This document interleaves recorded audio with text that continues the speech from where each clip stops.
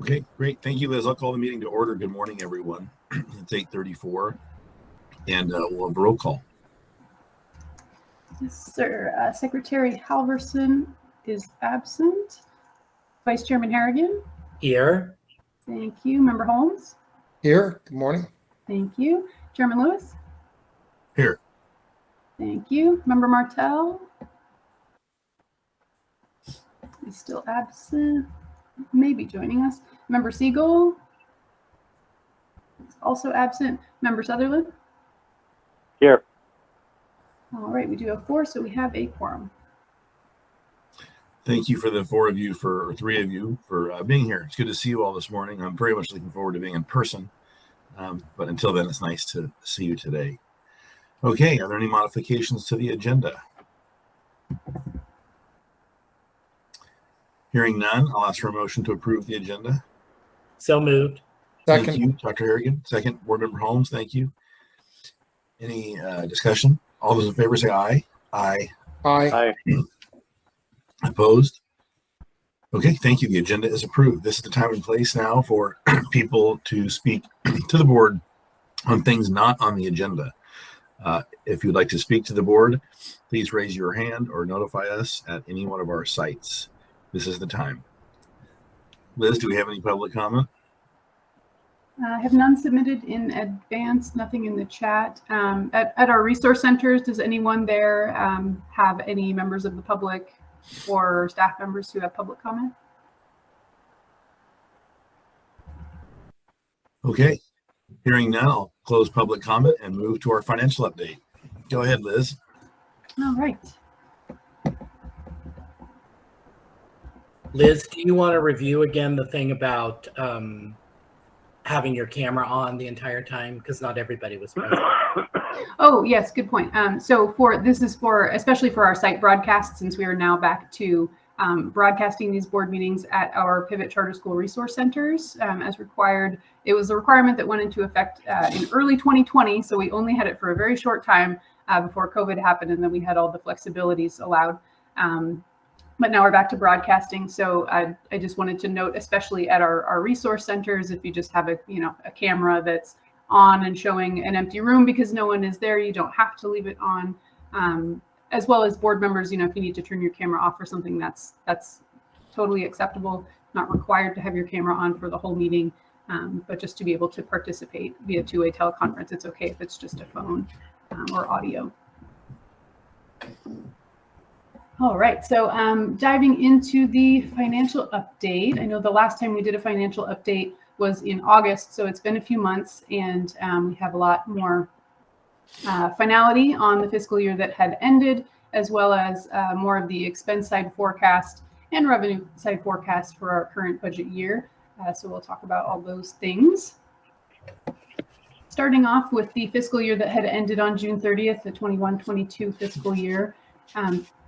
We ended the year with a net income of about $746K, which was a good solid year. But as a reminder, a lot of that was due to the one-time revenues from the PPP loan forgiveness.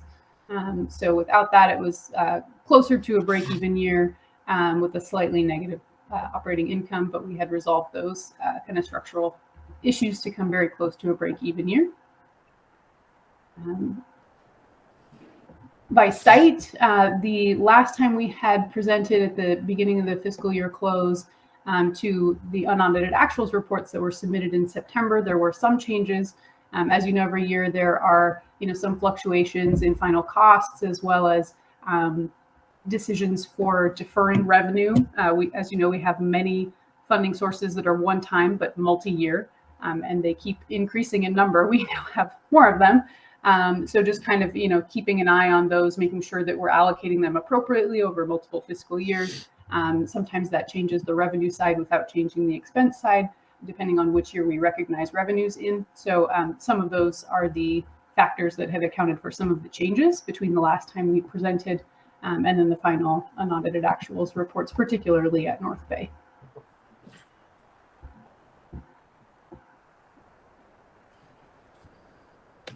I was just alerted that Pat is on the phone now. So Okay. welcome, Pat. She's working on her Wi-Fi, but it's good to have her. Excellent. Thank you so much. Welcome, Pat. Any questions about the fiscal year that had ended, the 21-22 fiscal year? The unaudited actuals are on the agenda later for ratification. Those were submitted on September 15th as required. So there'll also be more opportunity if anyone has questions at that time. All right, moving right along to our current year fiscal outlook. Now that we have some time under our belts with students at our sites, we have a better picture of enrollment. The good news is we were actually able to increase enrollment up at North Bay in our forecast from where we had it in August, and actually up above our original budgeted amount, which is great. So there's been a huge surge of interest in North Bay, and we actually don't even have the staffing to keep up with it all. So we are back to a wait list, and Jana will speak to that a little bit in the executive director report. But that's great news for North Bay. We're almost approaching pre-pandemic levels of enrollment and interest, which is fantastic. At our other sites, small sites, Riverside is holding very steady, looking very similar to last year, very similar to our original budget. So we haven't had to make any enrollment changes in either forecast since the original adopted budget. So that's great. North Valley and San Diego definitely our two smallest sites. North Valley has been tracking similarly to last year. And so there's no change from our last update that we had made in August. Still looking at 105 enrollment. And then San Diego is the site that's been hit the hardest. So we've actually had to decrease our enrollment forecast there by quite a bit since the original adopted budget. But I would like to point out that, you know, in talking with EdTech and other charter school leaders and organizational leaders, this San Diego is basically the one site that is seeing what a huge proportion of the state is seeing with enrollment. So we're actually very fortunate that our other three sites have not seemed to have had that same kind of impact, but many charter schools around the state are seeing, you know, pretty dramatic drops in enrollment, as well as school districts. As we saw last year, you know, they're kind of continuing. So I wouldn't say that the enrollment at San Diego is too unusual given what's happening everywhere else, but it is still, of course, alarming to have, you know, an enrollment forecast below 100. So we're really hoping that some new marketing pushes and things that we can do in that area might drum up enrollment, get some partnerships going with organizations and things like that. And Jana can speak more to the efforts that we're doing to combat that decrease in enrollment at Pivot San Diego.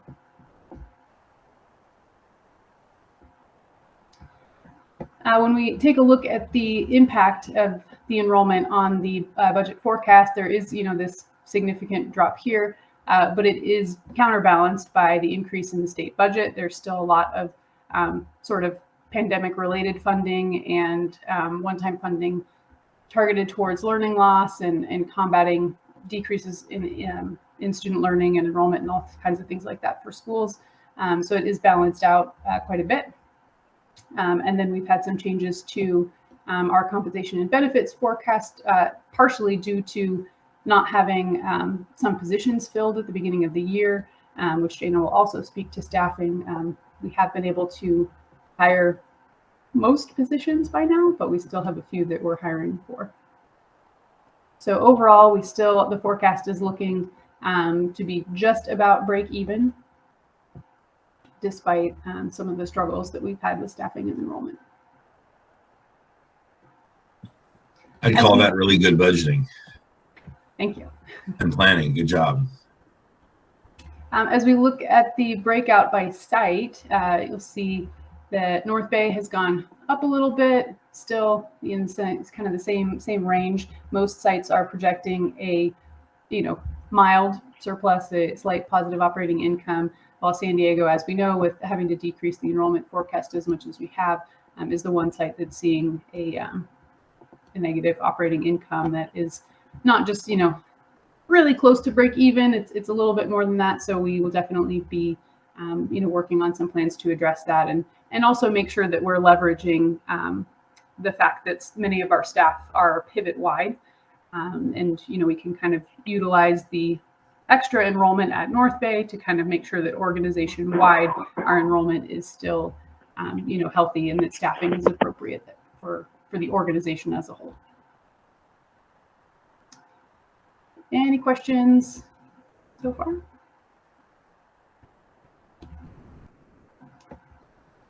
Okay, so now that we also have a lot more clarity on the revenue side of things after the official state budget was adopted, and all the trailer bills and everything, and some preliminary allocations have been a little more firmed up, we do have some plans we'd like to share with you about these ongoing and new multi-year funding sources. So some of them related to relief. As you know, we have ESSER 2 and 3. Those are federal funds related to the COVID pandemic, and addressing all kinds of things related to that, including learning loss, and assisting students who have various barriers and struggles to overcome in order to engage in their education. So that's an ongoing funding source. New here, we have two. The one-time LLR stands for Learning Loss Recovery. It's the Emergency Learning Recovery Block Grant from the state. And then also there's a one-time Arts, Music, and Instructional Materials Block Grant, which, despite the name, can actually be used on a much broader range of things. So it can even be used on things like, I think even retirement liabilities was in there, so it's very broad, despite the name. But these are definitely target on relief for students, for schools, ongoing effects of the pandemic and the economic situation that we're currently facing. So currently, in order to kind of parse them out, and based on the number of years that they're allowed to be spent, some of these go out through like 2027, maybe even 2028. I think one of them does. So we're kind of going through them a little bit one at a time, from most restrictive to least restrictive. So currently we have all of the Emergency Learning Recovery Block Grant budgeted for this year, but none of the Arts, Music, and Instructional Materials. We'll save that for next year. So there's just kind of a peek into how we look at some of these grants and budget them over their multi-year timelines. We also have some categorical funds that are in the same boat over multiple years. Several of these things are specific to curriculum and instructional initiatives at the state level. So educator effectiveness is for professional development for primarily teachers and instructional staff. A through G is a college readiness grant to help ensure that students have access to the courses they need, and counseling and resources if to be qualified and able to apply to colleges. TK is transitional kindergarten, and there's big pushes for universal pre-kindergarten options across the state. So the TK planning grant is something that all schools that offer kindergarten receive. And then there's also an ethnic studies grant that's targeted to ensure that schools are providing ethnic studies and aligning their curriculum with the newly adopted state standards and things like that. So again, we're planning to spend some of these sooner rather than later, but they all have multi-year timelines for spending. So we kind of choose which ones we want to focus on to make sure we're not stretching ourselves too thin and focusing on too many different curricular initiatives all at once. Any questions about the revenue side? All right, seeing none. So we do have a forecast for our cash balance to remain fairly steady here, which is great. We're not anticipating any need to sell receivables or anything like that this year. Largely boosted by those one-time funds that we will have, to spend over several years. Some of those, we receive early on, so it does kind of boost the cash balance when we get funding that's to be spent over the next, 4 years, kind of upfront in a large chunk. So while the cash balance looks great right now, there's obviously lots of unknowns, lots of uncertainties. We'll have to see what happens with enrollment and attendance. As always, that's our largest, driver for the budget. And then with what happens in January, there's, lots of talk about a looming recession that's been going on for over a year now, but we're starting to see some indicators that there may actually be something coming sooner rather than later, and then just balancing all of these relief funds and things as they start to time out will be a bit of a challenge, but we're definitely working and planning our multi-year plan to make sure that we kind of taper off of those rather than having a steep cliff. And then, as always, expenses and things, with inflation and rising costs, there's always some uncertainties there for things like insurance and special education and things like that. So we will continue to monitor everything and update the forecast as appropriate. But as of this point, looking to be pretty solid. So Liz, on that note, I would just tell everyone, I think we're about to definitely have the winds change on us. I was in a discussion yesterday. I serve on the board of the League of California Cities, and we had kind of an annual discussion as we're setting up to set our goals for next year. And the legislative analyst spoke to us, so the legislative analyst, and he was talking about revenues in California. As you know, they're capital gains heavy, and with the market losses this year, there will not be that revenue.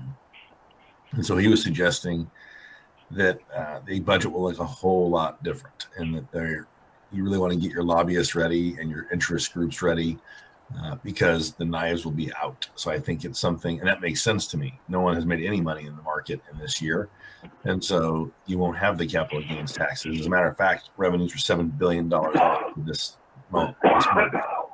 And so I think we're going to be in a situation, so to be very cautious as we put our next budget together. And I think whatever we're buying now, we need to be very thoughtful and prudent. You always have been, in how we do it. Looking at our sites, we don't have the ability to bleed cash off a site, I think, next year. So we have to have some really tough discussions in January, I think. We've had a lot of money flowing around, all the COVID monies and the extra money. I mean, the report you just gave on our many categorical funds was something. We didn't ever have all those categorical funds. And so those will start tightening up. So yeah, it's going to be very interesting. But I just want to remind everybody that caution, I do believe that will be true. I think that is what will occur. Thank you, Chairman Lewis. And I think it's yet another reason for us to be very careful about those the multi-year funding sources. If we time those wisely, we can definitely be insulated a little bit, especially the relief funds, from some of those fluctuations that we may see in the budget. Jim, when did they say the storm was going to hit? Next year? Yeah, I mean, beginning fiscal year July 1, because the taxes, right, are a new calendar year. Yeah. And so that's coming up December. People will book all their losses in the market this year, which is the capital gains revenue or lack thereof that shows up then in state taxation due in April. And so that's what they're saying. Now, there are people who pay quarterly, and those revenues are already down. So, yes, next year. And then just to sum up a few ongoing things, as I mentioned, we did submit the unaudited actuals reports on September 15th, and those are on the agenda today for ratification. We are also finishing up the audit report with Clifton Larson Allen. We're close to having a draft ready, which is wonderful considering it's only November 12th.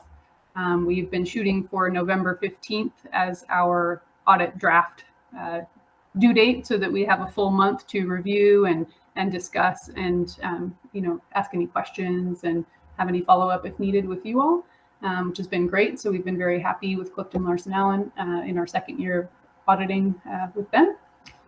And then our first interim budgets, believe it or not, are due soon as well. So December 15th is the deadline for that. The forecast will likely be slightly different from what is presented to you today, just because it goes through the financials through October 31st, which had not been closed yet as of when we created this forecast for this meeting today. So any final questions before we move on? Questions from board members? None here. Okay. Thank you, Liz. Great report as always. Definitely appreciate you charting the course there, because we'll need to be in a good spot come next year. Thank you very much for your efforts. Thank you. Okay, that's a report, so we won't have comment. Ms. Gaskell, go ahead. Executive Director report. Great. Hello, board members. Wonderful to see you all. Sorry, my voice is a little, got a little under the weather, but hope you all are doing well. Looking forward to seeing you in January face to face. And COVID begone. I'm going to get hugs. All right, I'm going to talk a little bit about our program and how we're doing in relationship to the LCAP staffing. I'm going to let Liz speak to our diversity, equity, and inclusion committee. And we're going to talk a little bit, and I need some feedback about our January board meeting. All right, the bolded words are just sort of the way that Lindsay had been summarizing each one of our goals in our LCAP, and I'm continuing sort of the theme or the way I present it to you. So our goal around access, building relationships, and engagement.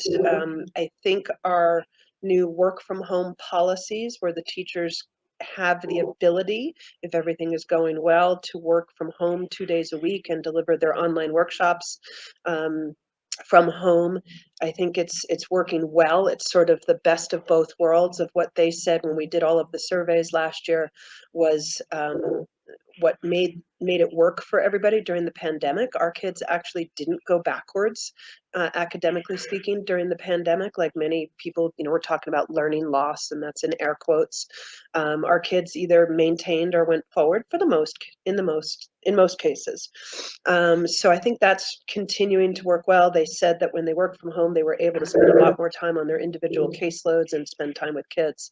So it's the best of both worlds. And as I mentioned in my executive director report, we also have a lot of really, really, really cool things happening on the campuses. I think it's pre-pandemic and then some, based on what some of the sites are doing. I mean, everybody's embracing spending time with the kids and building field trips and having fun classes and art classes and music classes, and it's just amazing. If you don't already follow any of our sites on social media, I highly suggest you do that, because we now have social media coordinators at each school site, and they are dedicated to uploading lots and lots of pictures through Trepepi Smith. And so you can see some really cool pictures of our kids constantly every week, which is wonderful to have real live kids photos on our social media. So college and career, we hired an additional credit analyst to do our credit evaluations so that we could free up our academic counselor, Luis Portillo, that you have met before, to do even more college counseling. He has been working with our North Bay counselors and our new counselor down in San Diego to set up all of our college visits. I think every campus has already gone. Or maybe we have one or two going in December. I don't remember, but they've all done their college tours. He has been building relationships with all of our local community colleges and been doing a lot of outreach and attending some UC and CSU trainings and bringing all of that information back. So we are really, really pushing forward with our college and career. We also have our CTE classes up and running. We have our earth science class taught at North Bay by Anna, and that's up in full. It started 2 weeks ago, and the kids are doing amazing. So it's cool. We did hire an intervention specialist. Brenda Burke was our educational coordinator who interviewed for that position, and she is working with all of our students to provide intensive supports if they are 3 or more grade levels below, more or less, starting out with our middle school kids who did not promote last year, because we do not socially promote. We expect our students to pass both A and B, first and second semester of all of their core classes in order to promote. That is not the norm in traditional schools, as you probably already know. A lot of times, if they just finish the year, then they get to move on. So she was working with those students. We're throwing the net really wide and trying to provide intensive supports. The other thing that we did this year is we have built in our remediation into the courses, so kids don't see it as a separate thing that they want to blow off. If they were behind, they're getting their remediation, and it's actually built into the courses, thanks to Lindsay and a bunch of the folks that help her. We did take a dive on our math scores, as did most of the country. So we had the math department meet. I had Kristen Poitras run that. She's our MTSS coordinator, and they came up with some ideas on how to increase our remediation in math, including putting those remediation, the iReady remediation, into some of our science classes. So Lindsay is working on that. And we have a designated ELD teacher. Not only do we have a designated ELD teacher, we have, for the very first time in Pivot's history, we have more ELs than usual. The only campus that still qualifies as, for this goal in the LCAP because of the numbers that they have is North Bay. But for the first time ever, we have what we call newcomers, which are students that have just literally come into the country and they know no English, not just their families, but they know no English. And so we're pulling in a Chico State professor. Hopefully, she hasn't accepted yet, but I keep communicating with her to do she teaches obviously English and Spanish at Chico State, and to do a newcomers English class. They need to know how to say, how are you? And my name is, and where is this? And where is that? And so she's going to be working with them, hopefully, on that. If not, we'll hire somebody else, but we came across this woman and she's really neat. So we're hoping she accepts. So yeah, things are moving along great towards our LCAP goals. Any questions on the LCAP and our academic program and how we're implementing things? Questions? Dr. Harrigan, go ahead. Jana, just in following up to your discussion about newcomers, in my experience with newcomer programs, we really had to focus on newcomer support in the academic classes that the students were required to take. So for example, when I was superintendent in Newark Unified School District, we actually had to have a newcomers academy program where the academic courses were also taught in a sheltered English model or in a dual English-Spanish model. So I'm just curious as to how the newcomers are being supported in their academic programs. Great question, Kevin, and this is all kind of new to us, so we're kind of scrambling, to be honest with you. But we have had translation services. We have educational coordinators that speak Spanish assigned to them and their families to help them through. We do have our iReady. The math is actually translatable. Obviously, the English language arts isn't, because it's working on their English skills. So we've been, they do translate a lot of their material through Google Translate. But we're hand-holding them as much as we can, in the sense that we're letting them kind of catch up using iReady before we dive into, like, let's open physics, So the transition, that transition period is essentially what they're experiencing right now. So we have other things they could be doing in their core academics while they're also learning English and learning to the culture. And but it's interesting. It's tough. I'll be honest. Well, and again, another, depending on the age of the student, if they're literate in terms of being able to read and write and do academic work in their native tongue, do our curriculums offer the content in another language platform? Not yet. No, Okay. we're looking. Because the state does have, the state textbooks actually are available in other languages for this very point. So anyway, not to belabor it, but if I can be of any help to you, reach out. I have lots of experience implementing newcomer programs. Great, thank you. I will reach out to you on that, because like I said, this is all new to us. And we have one 9th grader, one 10th grader, one 11th grader, and one 12th grader. Thank you, Kevin. Great. So I was hoping they would all be in the same courses, but they're not. The other thing we have them doing, Kevin, is we have translated, since the curriculum itself isn't translated, we are translating projects within their curriculum. We created projects. A lot of these are the ones that Brooke actually did last year and the year before, and we have translated those. So at least they're working on core content in their native language, but the curriculum itself isn't translated. But And the I project- want to compliment you because all the responses that you had are historically successful strategies that are used for newcomer students. So I want to compliment you on that. Thanks. The other strategy is if you have a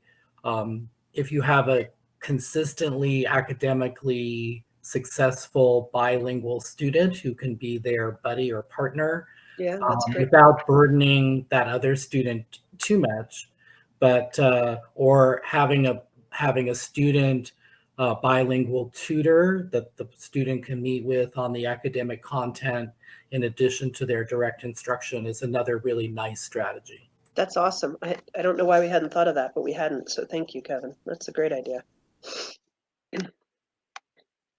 Cool. All right. Since the last update, which was my executive director report to, I think, via email, we have hired Nicole Anderson to support our director of human resources and our chief business officer. Finally, yay! And she is wonderful. We have also hired our new educational coordinator who starts next week, actually Monday, 2 days from now. I did send to you via email that we had hired Kelly Heffern, who is at our Pivot Riverside site. I had already announced that one, but she is actually at the Riverside site right now, helping with the broadcast. She is doing incredibly well. And then we will be making an offer. There she is. Hello, Kelly. And I made an offer for a new education specialist in Riverside, and we are making an offer to a bilingual, for that reason, educational coordinator, probably Monday or Tuesday. We're waiting for reference checks right now. And we had a new education specialist start in North Bay last time I was there. When I was there a couple weeks ago, she started. So we are staffing, slowly but surely being able to fill the positions that were vacant. And I mentioned the EC and the Ed specialists that will either have been offered or will be offered the positions. So we're hoping that comes through. I'm going to turn over our DEI conversation to Liz because she has been spearheading this since day one last year, and give you all an update and get some feedback from you all. Thanks, Gina. So I don't know if that was, if we talked about it. Technically, now I'm the DEI Council chairperson. I've been kind of planning things with our consultant, Nick Daly, mainly just because I'm really passionate about this work and, just kind of wanted to spearhead it and, see what we can do. So we meet monthly on the second Tuesday of each month, and we actually have a pretty solid membership. We have 15 staff members, including, from kind of all ranges. We have senior administrators as well as clerical staff, teachers, counselors, very diverse group from all of our Pivot sites. And then our consultant, Nick Daly, who we spoke to, I believe in June, we did an update on him and what he's helping us do. So the council is designed to,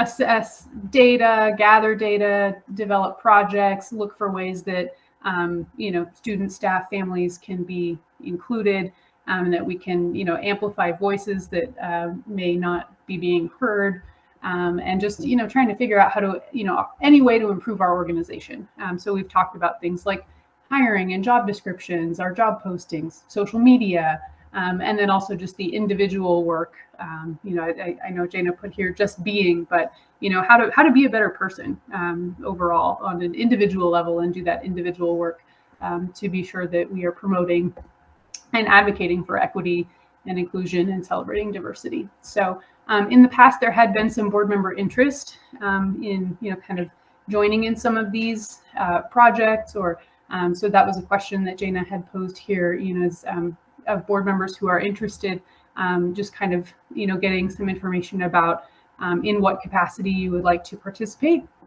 And there's also some questions on a subsequent slide that will kind of help with that, getting that feedback from you.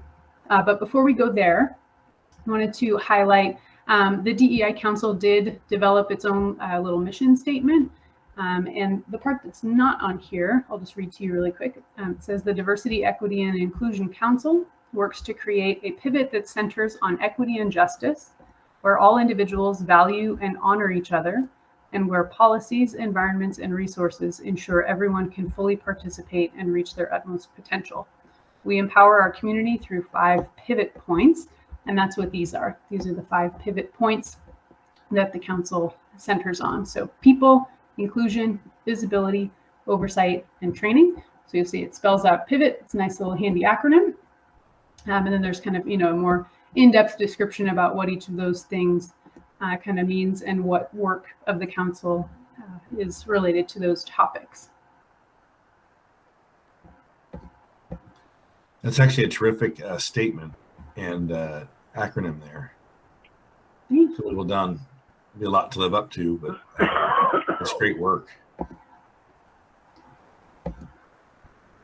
Thank you. And so based on, once we established that mission, we kind of looked at, developing some projects that fit into those parameters, whether it's, visibility, things like social media, making sure that the work that the council is doing is communicated so that people know what's going on, what we're looking at, projects we're working on, things like that. And that's part of why we're presenting this detail to you today. We want to make sure that the work of the council is visible and that there's, opportunities for lots of feedback and participation. So some of the projects and short-term initiatives that we're starting with are listed here. So first off is the structure and sustainability. We want to make sure that the DEI Council, continues to do this work and always look for ways to improve the organization and kind of making sure that the organization will have this work going on regardless of who is on the council. So kind of building that council structure into, like having a job description for the DEI Council chair and, placing it somewhere on the org chart, things like that.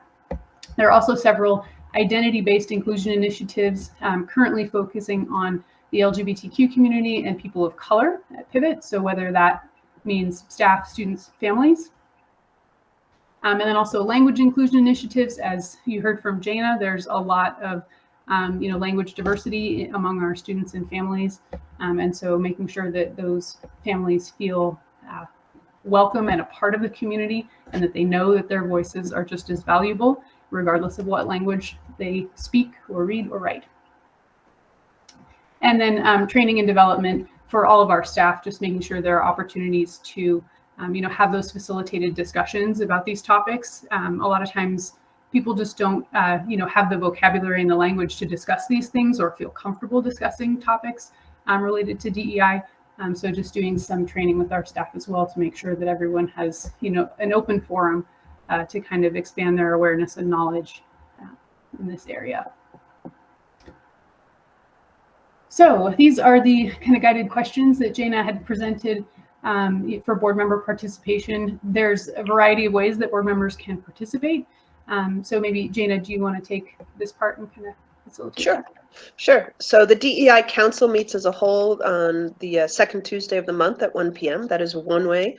You all are welcome to be part of the council now that we've gotten things up and running and we're really actually getting into the work of it. I thought if anybody wanted to, that might be an opportunity, but that's kind of an ongoing commitment. But, literally you could just show up one day. If you want the link, we will share it with you. You can just show up and hang out with us and see what we're doing. So I welcome you all to do that. I will have Liz send out the Zoom link. Or you could participate on one of the projects with the committee that's working on the projects that we are just starting to roll out. Again, I was really complimenting Liz that we've gotten to this point where we're now, starting to roll up our sleeves and do some policy work and really take a look at ourselves and come up with what questions we need to answer and changes we need to make. Or you could just drop in on any of those committee meetings. We haven't established ongoing committee meetings yet. yet, but I think that'll be on our agenda for December to talk about, when they're going to meet. So we can send those out to you when they get established. The chair of each one of the committees, we'll be working with their committees to come up with that. Or just wondering, throwing it out there, if you wanted to designate like a liaison to the DEI Council, someone that would be from the board and would drop in on the meetings or be part of the meetings and sort of update you all. But otherwise, Liz and I will just be presenting updates to you as the work continues during our board meetings. So just wanted to make sure that we weren't excluding anybody. I know Pat and I think it was Kevin had expressed some interest in wanting to be involved. And so I wanted to make sure that you knew how you could be involved without necessarily making it like an ongoing commitment, or you're welcome to join us every Tuesday, once a month. So Chairman Lewis, this Yes. is Pat. Hi, Pat. I would like to volunteer to be the liaison from the board to this group. I think Jim, that DEI is one of the areas that I do a lot of consulting work on for cities in working with their employees and their elected officials. So it's a very big interest of mine. And since I am probably, as a woman, person of color, and an outwardly gay official or former public official, I think I fit a lot of the categories and have a lot of experiences with respect to what it means to be engaged in DEI work and why it's so important. And you're cool and fun to be around. Oh, that too, but everyone can do that. Well, I would certainly welcome that. I think it's important for the board to have a liaison as well. I think it shows that we're engaged and we're connected and participating. So I think that's terrific. I would have no issue with that. Other board members have comments? Kevin, go ahead. Well, first of all, I appreciate Pat volunteering to be the liaison to the council. I think Pat would be, will do a wonderful job with that. And unfortunately, Tuesday afternoons are not good for me. But I would be interested in being part of the LGBTQ project committee. And I say that because as one of the first openly gay superintendents of school in the state of California,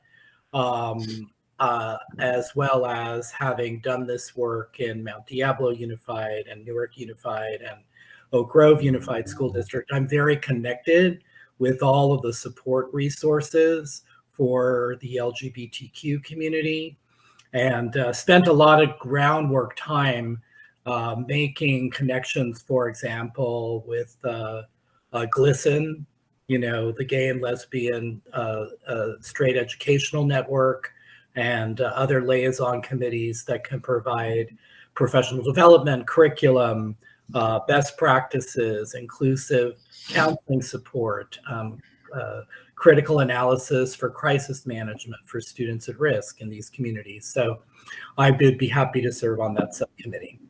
Thank you, Kevin. I think that's terrific. It's so good to see board members engaging. I really appreciate it.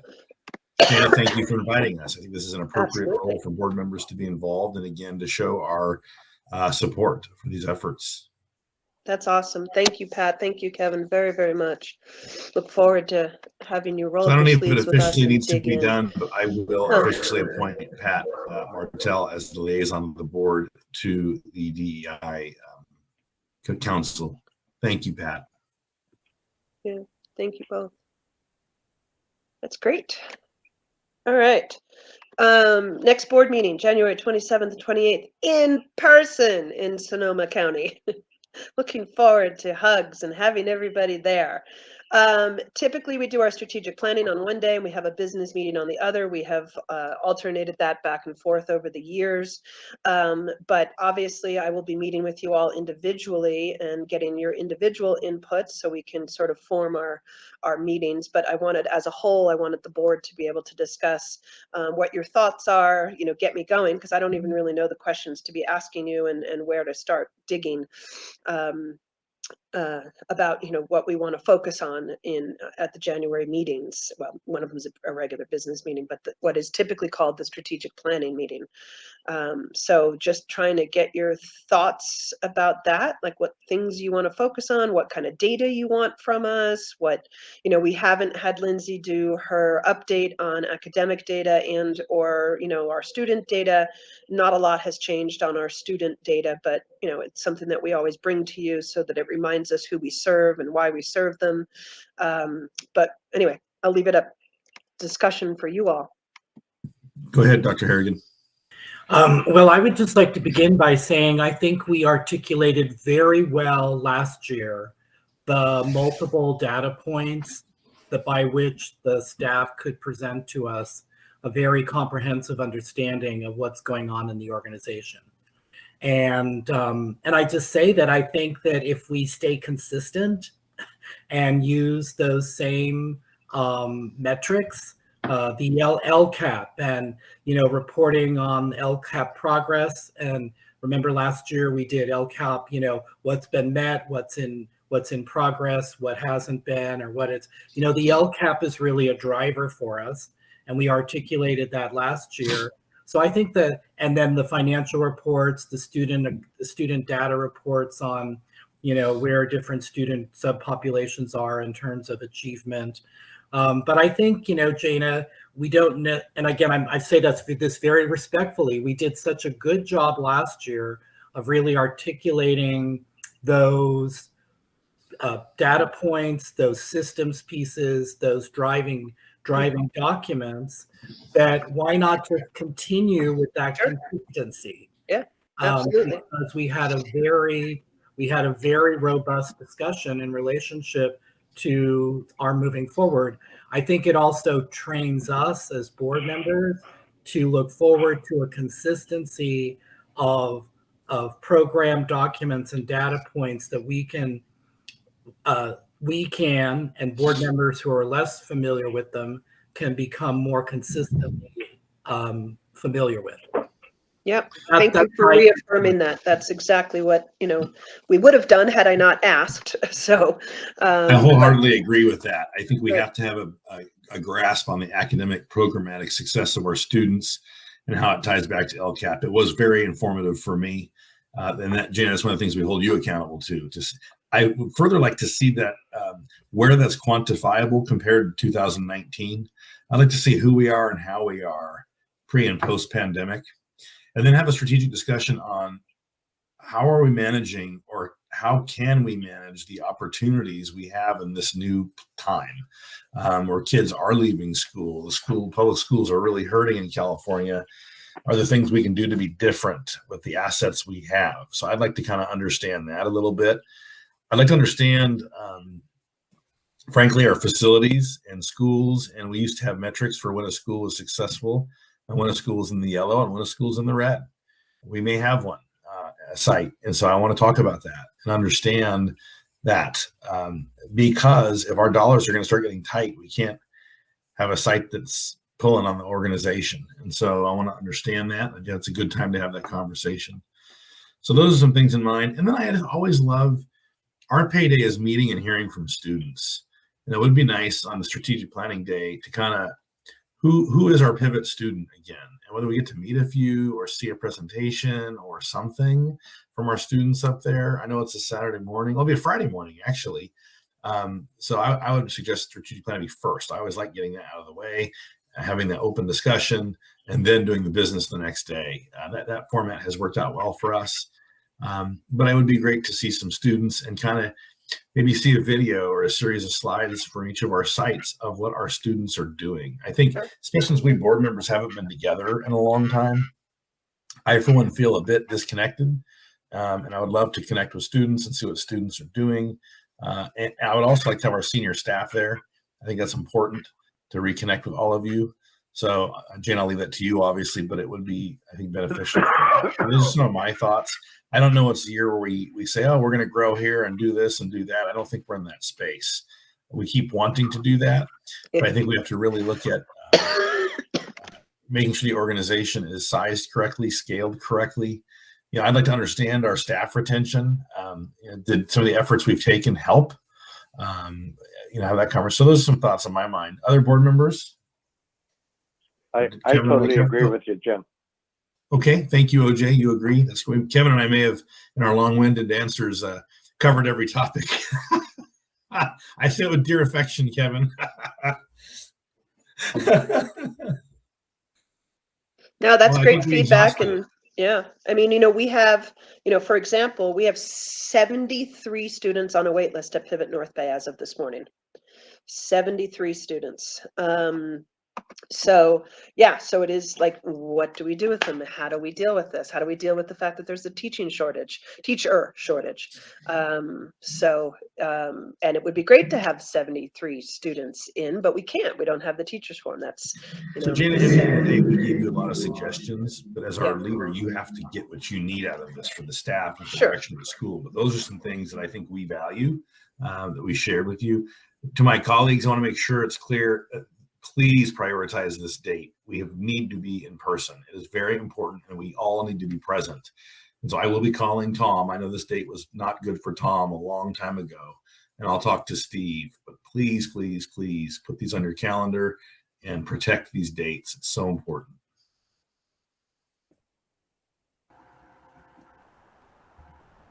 Well, I appreciate everybody's feedback, and I'll start calling and organizing some thoughts and questions around all of this. So thank you. Thank you. Thank you. I'm looking forward to seeing you all. Okay. Thank you, Janet. Great report. Appreciate your continued service and leadership. We'll move on to item 4.1. This is the A to G grant plans for all Pivot schools. Liz, go ahead. All right, so we had a presentation on these grant plans previously in August, and this is one where we have to discuss it, and then it must be adopted separately at a separate meeting. So the plans have not changed since then. We didn't receive any requests for changes or feedback that necessitated any changes. So the same plans that were presented in August are before you for adoption today.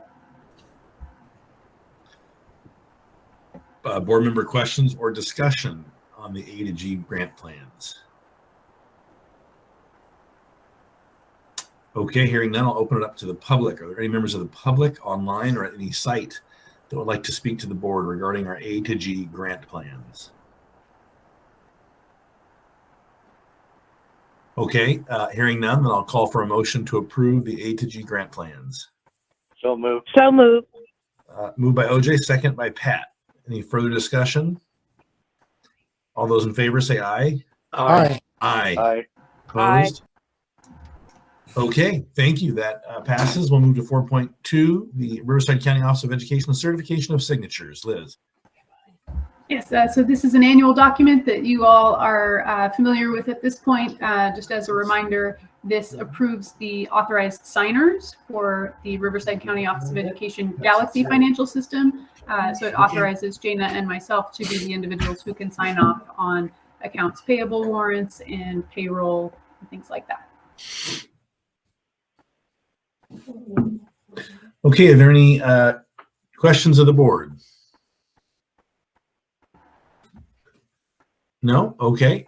Hearing none, then the recommendation is to approve the signers. Is that correct? Yes. And then there is also a form that would need to be signed by all the board members afterwards to confirm that. I remember that. Usually gets floated around. Okay, then I'll ask for a motion to approve the signers for the Riverside County Office of Education. Kevin, thank you. Yeah. Second? Who was the second? Second. Okay. I hope, Pat. Liz, you can pick them. I couldn't tell. I believe it was Pat. Pat. Okay, great. Pat. Any further discussion? Okay. Did I ask for public comment on this? I don't think I did. Let me ask for members of the public or any public comment on the certification of signatures. Okay, hearing none, I'll call for the vote. All those in favor say aye. Aye. Aye. Aye. Opposed? Okay, thank you. Item 4.3, required readoption of the COVID-19 safety plans and the ESSER 3 safe return in-person instruction plans. Liz. All right, so you all are very familiar with these by now, and as required by the ESSER 3 conditions, boards must adopt these at least every 6 months. So the last time these were done was in June, and so now it is time to readopt. We haven't made any changes significantly from the last editions, largely just following guidance as it gets updated from the CDC and state and local departments of public health. But for the most part, these are the same as the ones that were presented in June.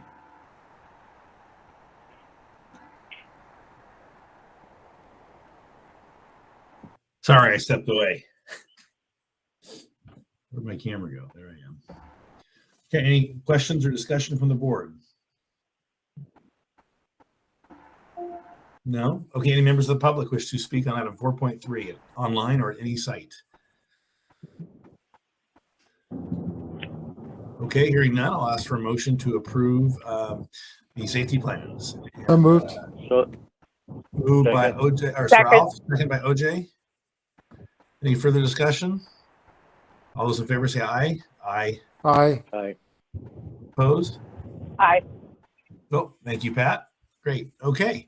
Thank you. That passes. Then we'll go to item 4.4, 5, 6, and 7 as the ratification of the unaudited actuals at each site. We'll hear all these as one, but let the record reflect independent votes. Liz, go ahead. All right, so Good work on this, by the way. Thank you. So the unaudited actuals for each school were submitted on by September 15th, which is the traditional deadline. But as you know, due to the timing of board meetings, these often show up in the November meeting for ratification afterwards, which is acceptable. But it's a little bit, the data is a little bit old since they were submitted in September. But this reflects all the unaudited actuals report reflect the same information that was presented in the financial slides earlier.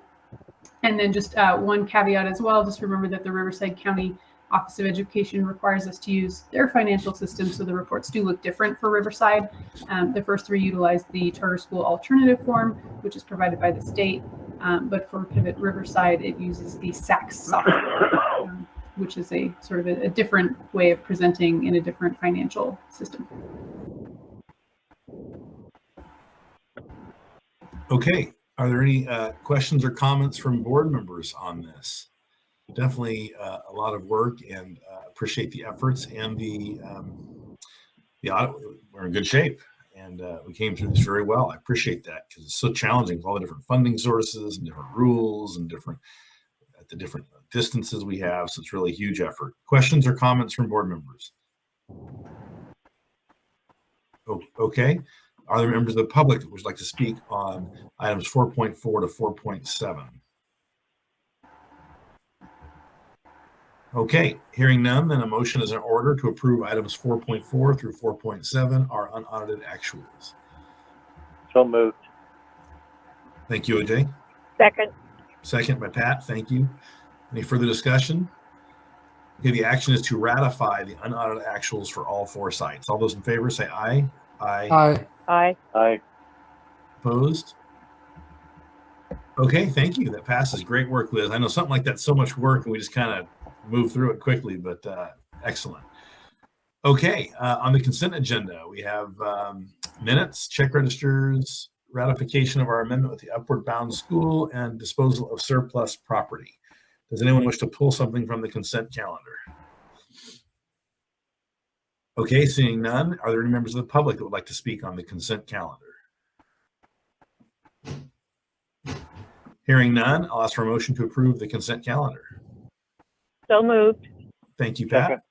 Second. Second by OJ. Thank you. Any further discussion? All those in favor say aye. Aye. Aye. Aye. Opposed? Okay, thank you. The consent calendar is approved. Wow, we're moving at record speed here. This is terrific. People want to get on with their Saturday, I guess. Okay, announcement regarding closed session. Ms. Gaskell, is there a purpose for moving into closed session today? No, I wasn't sure, so I just left it on there. If you wanted to, we could, if, the I eval. don't. I think we'll be fine to have a discussion with you in January. I think it'll be more appropriate when full board is present and we're in person. Yep. Agreed. I just left it on there. If a majority of board members would like to override me, I'm welcome for that, but Otherwise, roll with me. I think not. Okay. Well, thank you. Our next Let meeting me then twist is your arm. what, Let me what's that, twist your Pat? arm, Jim. Take me out back and shake me. All right. Well, thank you all. It's great to see you. Have a wonderful weekend and thank the veteran for their service. And our next meeting is Friday, January 27th in Santa Rosa. I'll start working on a location. I'll work with the staff and really try and get something nice for everybody since we haven't been together for a while. So that will be great. Have a great Saturday. Our meeting is adjourned. Thank you all. Take care. Thank you all. Thank Have a you, great staff, one. for Thanks, being everyone.